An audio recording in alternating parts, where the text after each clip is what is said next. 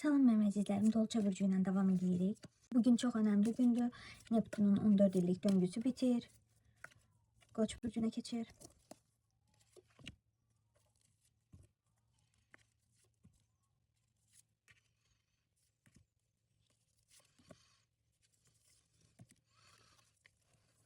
Deməli, söz, sənəd, yazı, müqavilə və yaxud da rəsmi bir qurumla bağlı bir işiniz, niyyətiniz varsa, kağız üzərində, onlar artıq həll olunmağa başlayır, həllini tapmağa başlayır.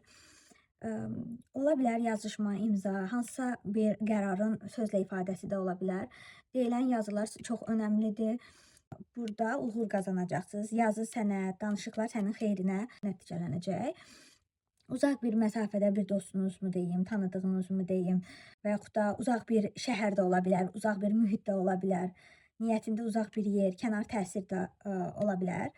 Bu baxımdan bolluq, yeni imkanlar, hədiyyə, yəni ki, əslində sizdə bu göstərir ki, uzaq bir mövzu boş deyil, sizin üçün xeyirli, bərəkətlidir. Bu şansdır. Bu həftə dolçalar şans sizdən yanadır. Bu gözlənilmədən olacaq.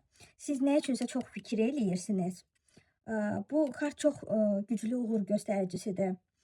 Hədiyyə, təklif, sevindirici sürprizlər ola bilər. Nəticə olaraq xoş xəbər və sevinç sizi bu həftə gözləyir. Ümumilikdə, xüsusilə rəsmi iş, yol, sənəd, dəvət, təklif mövzuları sizin üçün bu həftə ön planda ola bilər.